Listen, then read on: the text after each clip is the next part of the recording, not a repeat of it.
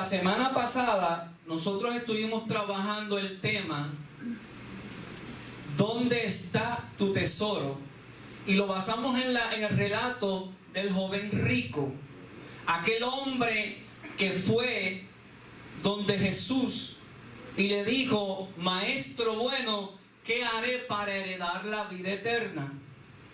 Cuando él está en ese diálogo con el Señor, yo le decía a ustedes que eso lo teníamos que analizar, y el mensaje de hoy en el contexto de la ley, no de la gracia.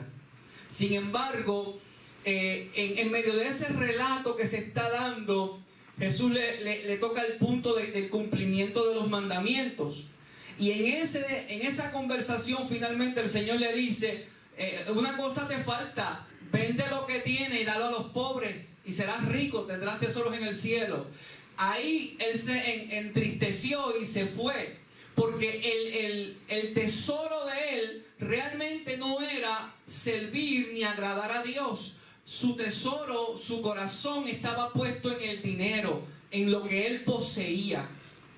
Y eso lo hizo, dice la Biblia, alejarse entristecido.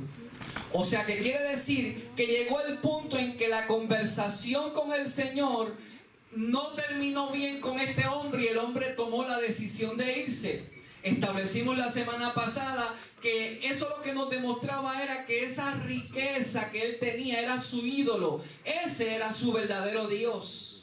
También establecimos que no es pecado tener dinero, ni si usted es rico o lo que sea, eso no es pecado. Sin embargo, que tu corazón, que el centro de tu vida sea eso, ahí es donde está el problema. Hoy el Señor nos dirige al tema: ¿cuál es tu tesoro? No dónde está. Hoy la pregunta es: ¿cuál es? Identifícalo.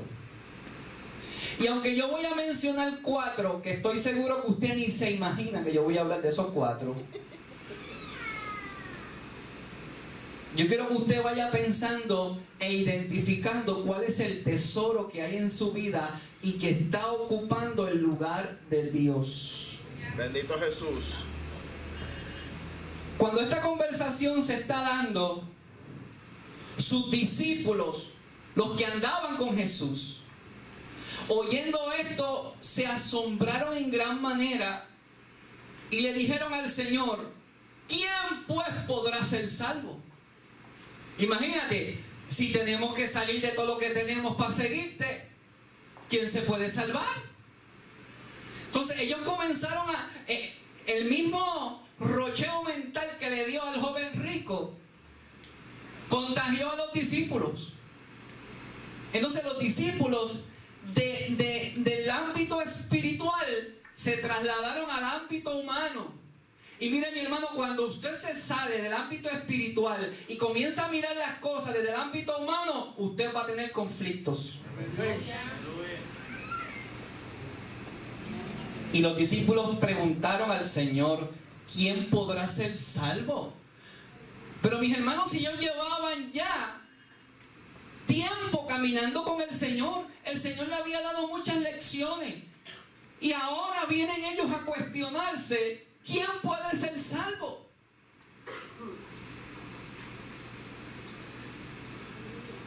Eso me parece muy conocido.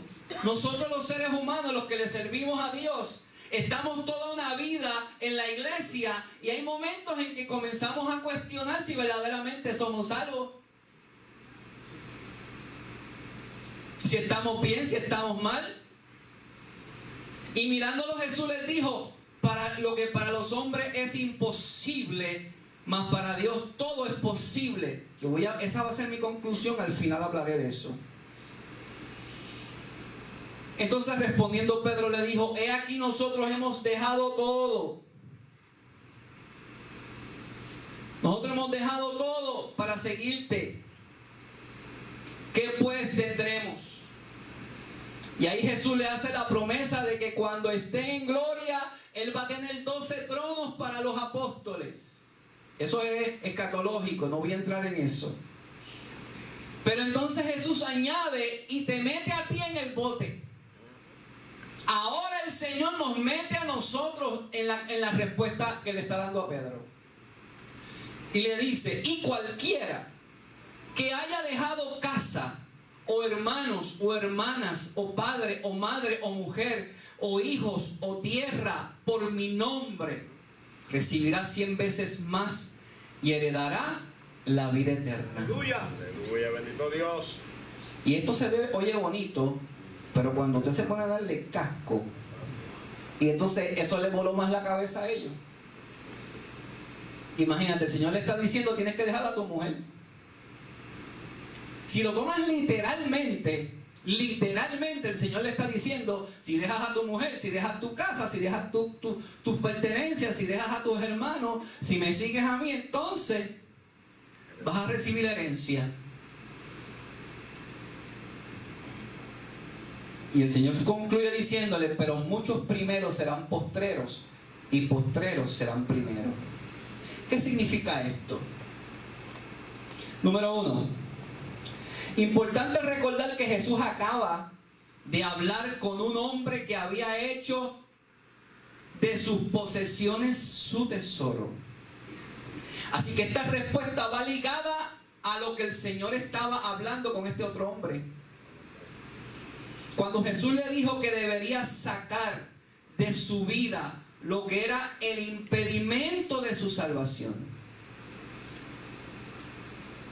El hombre se fue muy triste porque no estaba dispuesto a hacer lo que Jesús le dijo. Ahora, los discípulos están perturbados por el diálogo que acaban de escuchar entre este hombre y Jesús. Y todo lo que el Señor le dijo acerca de sus posesiones, ellos con ese rocheo, ¿quién se va a poder salvar? Porque esto humanamente es un problema. O sea, originalmente nos mandaban a matar un cordero, una paloma, ahí donde el sacerdote, pero este nos está trayendo ahora que tenemos que dejarlo todo.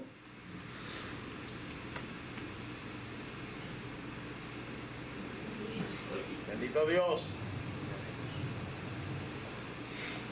Mano número 1, primeramente hay que entender lo que se lee. Jesús no le está poniendo como requisito de salvación dejar su casa y su familia. O sea, Jesús no está estableciendo eso como un requisito de salvación.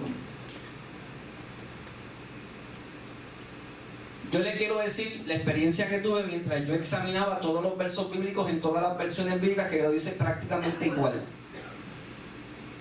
Cuando yo estuve, hermano, les voy a decir, yo estuve horas con la cabeza rota trabajando ese verso. Y me recosté así en la silla en algún momento dado. Y cuando iba otra vez a meterme a seguir buscando información, el Espíritu Santo me habla y me dice, el que ame más. Bendito su nombre, aleluya. O sea, el que ame más casa, esposa, hijos, posesiones, más que a mí, no es digno de mí. Santo. Mi alma te adora, papá. Aleluya. Gloria a Dios.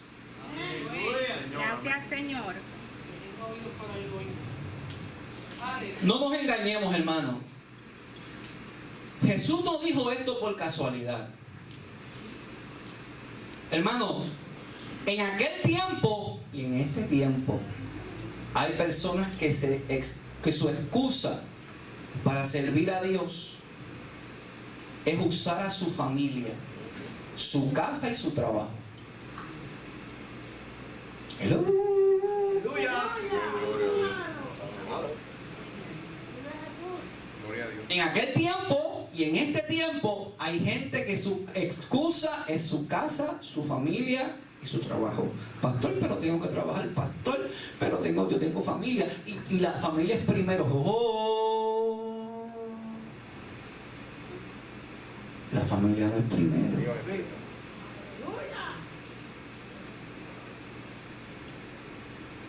Primero es Dios. Aleluya. Y si usted es un buen adorador de Dios, usted va a ser un buen esposo. Y usted va a ser una buena esposa. Y usted va a ser un buen hermano. Y usted va a ser un buen padre. Pero si usted no es un buen adorador de Dios, y si Dios no va por encima de todo lo que usted ama, usted va a ser un mal esposo, va a ser un mal padre. ¿Sabe por qué? Porque la misma palabra te va a llevar a ti a poner las cosas en su lugar. ¿Qué quiere decir esto, hermano? Mire, yo amo a mi esposa, pero si en mi relación con mi esposa ella me está desviando de mi fe,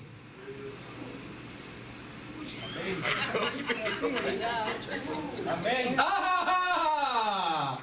Yo tengo mis hijos y yo amo a mis hijos con todo mi corazón, pero yo no voy a transar, por más que ame a mis hijos, no voy a transar lo que me desvía de la ruta. Si ellos se quieren ir al infierno, se van ellos. Amén. Eso es así. Amén. ¿Entiendes? Pero tú tienes que entender dónde estás parado en tu relación con Dios. Ser un buen mayordomo. Eso es. Y eso es lo que Cristo le quería decir. Pero ellos lo tomaron literal. La carnalidad, la humano. No, que mira, voy a dejar mi casa. No, Jesús no le estaba diciendo eso. Jesús le está diciendo, no puedes poner eso primero antes que yo. Eso no puede ser una excusa. Escúcheme lo que le voy a decir. Este testimonio yo le he contado ya anteriormente. En una de las iglesias que yo pastoreaba, me acuerdo de una oveja que yo tenía, que estaba a pie, tenía un casco de carro, viejo. Y en los cultos de oración pedía por un carro nuevo, por un carro nuevo, por un carro nuevo. Y me acuerdo que un culto de oración dijo, pastor, yo quiero un carro nuevo para poder darle pon a los hermanos. Créame que el Señor le dio el carro nuevo a la hermana. Pues ¿sabe qué? Te lo voy a decir porque me lo testificaron después hermanos. Ella dejó de montar hermanos porque le dañaban los asientos del carro. ¿Sabes lo que pasó detrás? El carro lo chocó y terminó en 4 bloques en la casa.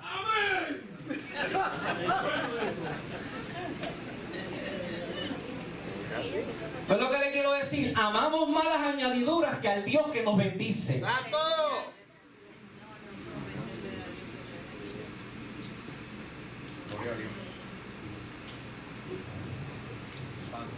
¿Cuál es tu tesoro? Bendito sea el Señor, aleluya. El primer tesoro que el Señor me lleva para que mencione es el tesoro de la venganza. Aleluya. Existen actitudes de nuestra vida y de nuestro carácter que se convierten en un tesoro. Aleluya.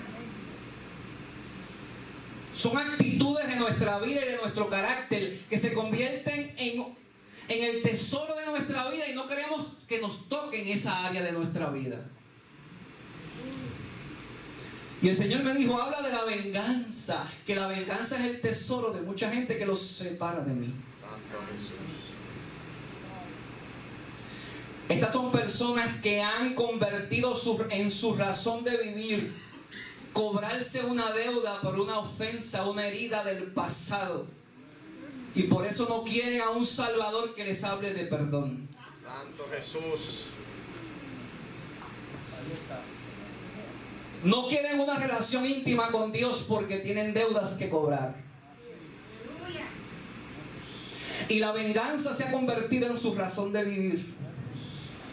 Sin embargo, el Espíritu Santo te dice hoy a través de la palabra, Romanos 17, no pagues a nadie mal por mal. Procura lo bueno delante de los hombres. Si es posible, en cuanto dependa de vosotros, estad en paz con todos los hombres. Hermano, estar en paz con todos los hombres. Me disculpan la expresión que voy a usar, que yo se la digo a mi esposa y mi esposa me dice, no digas eso. Hermano, eso no quiere decir que nos demos besos de lengua. Estar en paz con toda la gente no quiere decir eso. Estar en paz con toda la gente quiere decir que aunque tú y yo no podamos andar juntos, no soy tu enemigo. Porque hay gente que yo le quiero decir, y escúchenme los que me ven por las redes, hay gente con la que yo no quiero andar. Porque son dañinos a mi vida, pero no son mis enemigos. Yo los he declarado libres.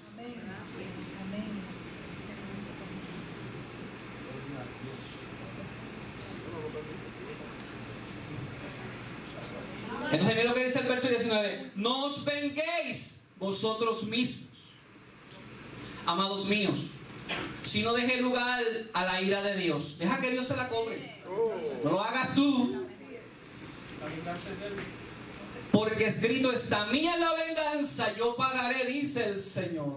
El Señor te dice: salda la deuda, decláralo libre. Saca, mira, desentierra ese tesoro de venganza. Sácalo hoy. No sigas buscando cobrarte deuda. Deja que el Espíritu de Dios, deja que Dios haga lo que tiene que hacer y sane tu corazón. Y tú puedas tener a Dios en el centro de tu vida, al Dios del perdón y la misericordia. ¡Aleluya!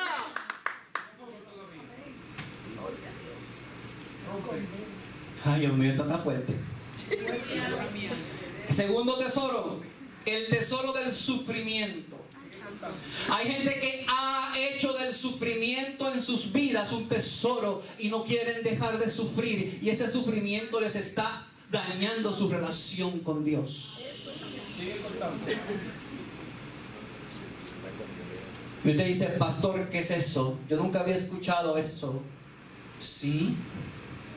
Psicológicamente es un término que lleva a un síndrome a las personas que desean seguir autocompadeciéndose y sufriendo por alguna herida, alguna situación que vivieron en el pasado, y han hecho del sufrimiento su tesoro y su cárcel.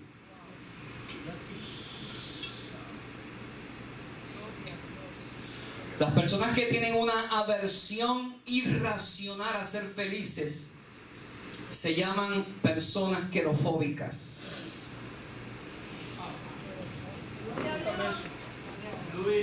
Viene de la palabra griega chairo, que significa me regocijo. Básicamente significa que tienen miedo de participar en algo que los alegre. Incluso hay personas que sienten que pecan si son felices. Ay, yo no me quiero reír mucho porque algo malo me va a pasar. ¿No usted lo ha escuchado? Reprenda al diablo. El Señor lo llamó a usted a ser feliz, a tener paz, a disfrutar la vida.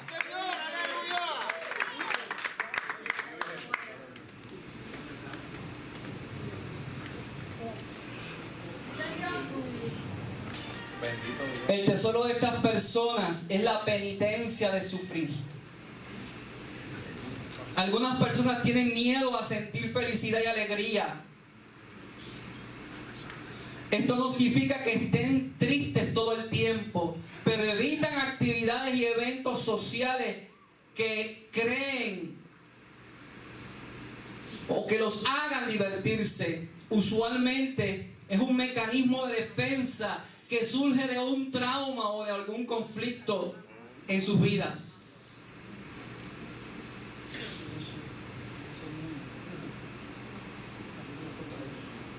Y estas personas, cada vez que hay algo que puede llevarlos a hacer cambios en su vida, se estancan. Mire, hermano, yo conozco gente que vive la vida encerrados, autocompadeciéndose. Su vida es comer y ver televisión y dormir, porque tuvieron una mala experiencia que los marcó y han hecho un voto de sufrimiento.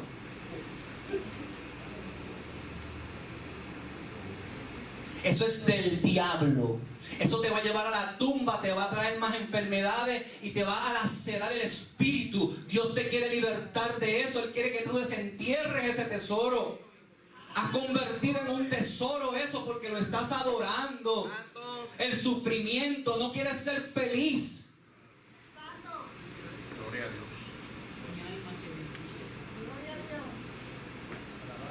Jeremías en algún momento dado trajo una expresión parecida. En Jeremías 10:19 dice: ¡ay de mí! Por mi quebrantamiento, mi llaga es muy dolorosa, pero dije: ciertamente enfermedad mía es esta y debo sufrirla. Dios está hablando. ¿Sí? Entonces mira lo que dice: castígueme Jehová. ¿Ve? Dice Dios, castígueme Jehová más con juicio, no con furor, más con furor. Pero que no me aniquile, que me deje vivo sufriendo.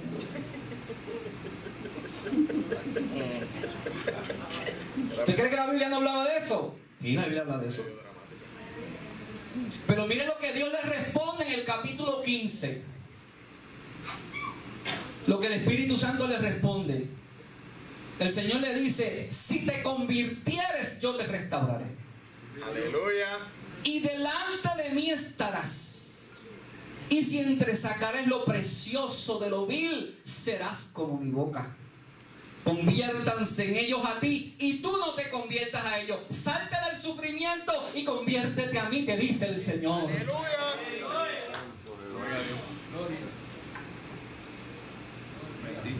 Este verso a mí me gusta mucho. Y te libraré de la mano de los malos, y te redimiré de la mano de los fuertes. Aquí hay dos aspectos que menciona el Espíritu Santo. En la vida del ser humano hay malos y hay fuertes. Hay cosas que son diseñadas por el enemigo, pero son malos. Pero hay algo que es fuerte y te trata de dominar. Y el Señor te quiere liberar de los espíritus malos, pero también de los espíritus fuertes. Aleluya. Él quiere romper esas cadenas en tu vida. Bendito Dios. Aleluya. Mi alma te adora. Yo me gozaba ayer en la reunión de obreros, de pastores del concilio, por el que nos estaba dando la charla. Decía que se tiene que ir a caminar, porque después de predicar y enseñar tanto en la iglesia, tantos temas, comienza a ver la gente haciendo lo mismo que él está diciendo, enseñando, le vuelven y caen en lo mismo, y después van a la oficina a pedir consejería por algo que él está enseñando del altar. Ay, santo. Y digo, eso pasa en todas las iglesias. Tú le enseñas y le predicas, y después tú lo ves que los errores que les estás diciendo corrígelo, los cometen o los ponen en Facebook. Para que todo el mundo lo vea. Para que todo el mundo lo vea. Y le cojan pena. Ay, santo. Este viene ahora. Tercero. Ahora que aguanta. El tesoro de la voluntad absoluta. Aleluya. Santo. Personas que se niegan a ceder en lo que piensan y tienden a ser autosuficientes. Tienen su propia interpretación de los valores. Aquí puede decir lo que diga, pero ellos tienen su propia interpretación y el pastor no me va a cambiar mi manera de pensar. Tienen su propia interpretación de los valores porque no quieren que nadie les diga lo que tienen que hacer con su vida. Cuestionan vivir por fe porque no quieren perder el control de sus vidas. No quieren vivir por fe por eso. Porque vivir por fe es abandonarte en las manos de Dios. Aleluya. Y cuando la gente es voluntariosa, no, ellos quieren tener el control. Pero te voy a decir algo. Un día el Señor te va a quitar el control absoluto. El Señor lo que tiene es que apretar un solo botón en tu vida para desarmarte. Un solo botón Y Él sabe cuál. para desarmarte. Él sabe cuál es el que tiene que tocar.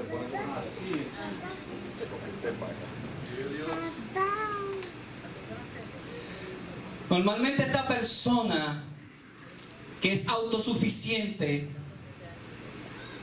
atesora hacer su voluntad. Ese es su tesoro. Son autosuficientes y quieren hacer su voluntad por encima. Ese es el tesoro de ellos. Le cuesta entregar todo su ser al Señor Jesucristo, porque ese es su tesoro. Su tesoro es hacer su voluntad. Y como su tesoro es hacer su voluntad, ellos no le quieren entregar su voluntad al Señor.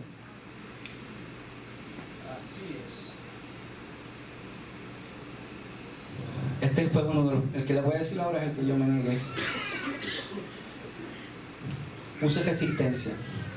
Yo quiero decirte que si tu tesoro es el que eres voluntarioso y quieres hacer siempre tu voluntad por encima de la de Dios, es momento de que lo desentierres y lo entregues al Señor. Entrégale tu voluntad al Señor. Aquí vengo. Este es el último de hoy. Ay, santo. El tesoro de la mentira. Aleluya. Vidas rodeadas de mentira, de falsedad. Santo. La palabra o el término que utiliza la ciencia es mitomanía. Son gente mitomaníacos. Mitomaníacos. Se comenzó a utilizar por un profesor francés llamado Ernest Dupré en el 1900. Y viene del griego mitos o mentira, y manía, compulsión. Compulsión a decir mentiras. Son mentirosos compulsorios. Me disculpa si se ofende con lo que voy a leer. Consiste en mentir de forma patológica, falseando la realidad para hacerla más soportable. Cuando mentir se convierte en un hábito y es la única forma de relacionarnos con los demás, hablamos de mitomanía. Las personas que son mitomaníacos cambian la idea que tiene sobre sí mismo y la engrandece como en un delirio de grandeza y oculta datos de su vida y la sustituye con mentiras y se diseña una historia y ellos mismos se la creen.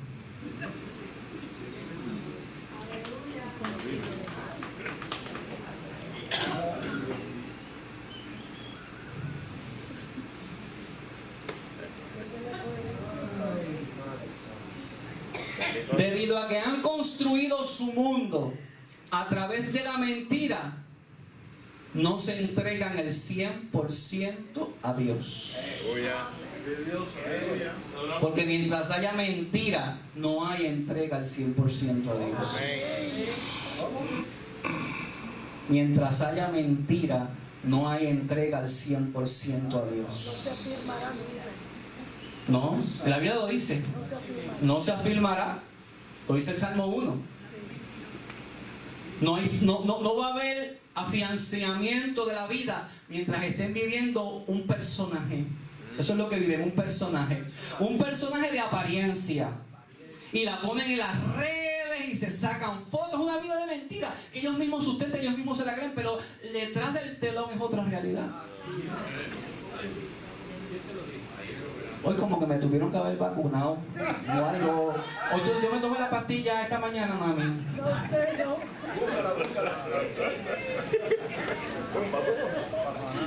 No estoy terminando ya porque tengo que dar la sentencia. Eso fue la cafeína, que me tomé una taza de café prieto de uno que hizo allí. Y yo creo que eso fue.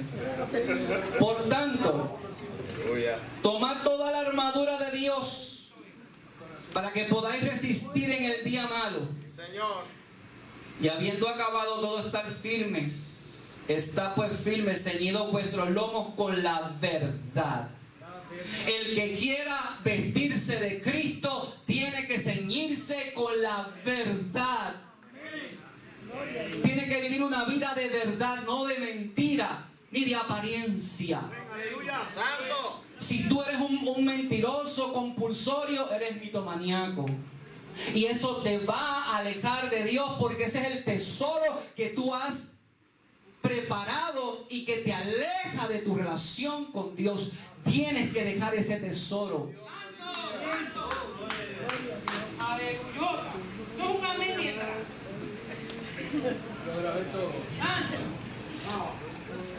Por eso fue que los discípulos le dijeron: ¿quién puede ser salvo? Ay, papá, como duele. ¿Quién puede ser salvo?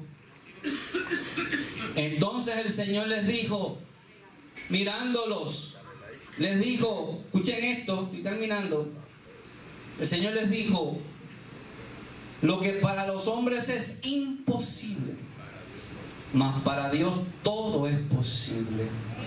Escúcheme lo que le voy a decir.